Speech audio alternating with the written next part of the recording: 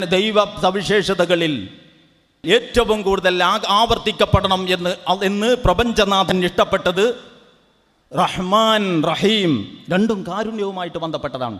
അത്രത്തോളം കരുണ നിങ്ങൾക്കുണ്ടോ എങ്കിൽ ആ കാരുണ്യവാന്റെ കരുണ മുഴുവൻ പ്രകടമാവാൻ വേറെ ഒരു ലോകമില്ലാതെ സാധ്യമല്ല. മരണത്തിനപ്പുറത്തേക്ക് പോകാൻ ശാസ്ത്രത്തിന് കഴിഞ്ഞിട്ടുണ്ടോ? അത് ശാസ്ത്രത്തിന്റെ പരിമിതിയാണ്, അല്ലാതെ മനുഷ്യന്റെ പരിമിതിയല്ല. മരണാനന്തരം എന്ത് എന്ന ചോദ്യത്തിന് ശാസ്ത്രീയമായ മറുപടി ഇല്ലെങ്കിൽ അത് ശാസ്ത്രത്തിന്റെ പരിമിതിയാണ്. മതത്തിന് അല്ലെങ്കിൽ ദൈവികമായ വിശ്വാസത്തിന് ശാസ്ത്രത്തിന്റെ പരിമിതിയില്ല. 14 നൂറ്റാണ്ടുകൾക്ക് മുമ്പ് ഈ ചോദ്യം ഉന്നയിക്കപ്പെട്ടു എന്ന് ഖുർആൻ പറയുന്നു. എന്ത്? മനുഷ്യൻ വിചാരിക്കുന്നുണ്ടോ നമ്മൾക്ക് അവന്റെ എല്ലുകളെ ഒരുമിച്ച് കൂട്ടാൻ കഴിയില്ല എന്ന്? ഞങ്ങൾ മരിച്ച് മണ്ണടിഞ്ഞ് എല്ലും ഇറച്ചിയുമൊക്കെ എല്ലാം ഇല്ലാതായതിനു ശേഷം പിന്നെ പുനർജീവിപ്പിക്കപ്പെടുമെന്നോ? ഇതിനെന്താ അള്ളാന്റെ മറുപടി എന്നറിയോ?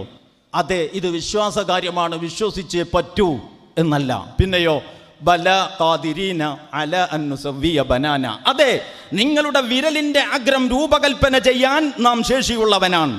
ഇത് ഏക്കറക്കണക്കിന് സ്ഥലമൊന്നുമില്ലല്ലോ. ഒരാളുടെ വിരലിന്റെ അഗ്രം പോലെ മറ്റൊരാളുടെ വിരലിന്റെ അഗ്രമില്ല. അപ്പൊ എല്ലും ഇറച്ചിയുമെല്ലാം ദ്രവിച്ച് നശിച്ച് നാമാവശേഷമായ ശേഷം പുനരുജ്ജീവിപ്പിക്കപ്പെടുമോ എന്ന ചോദ്യത്തിന് പടച്ചവന്റെ മറുപടി അതെ, അവന്റെ വിരലി അഗ്രം ഡിസൈൻ ചെയ്യുവാൻ നാം ശേഷിയുള്ളവനാണ്. അപ്പൊ സമ്പൂർണ്ണ നീതി പുലരുന്ന മറ്റൊരു ലോകം കൂടാതെ ഇഹലോക ജീവിതത്തിലെ ഒരുപാട് ചോദ്യങ്ങൾക്ക് ഉത്തരമാവുകയില്ല എന്ന് നീതിമാനായ നാഥൻ അറിയാം. അതുകൊണ്ട് റഹ്മാനുർ റഹീം മാലിക് യൗമിദ്ദീൻ, അവൻ പ്രതിഫല ദിവസത്തിൻ്റെ ഉടമസ്ഥനാണ്.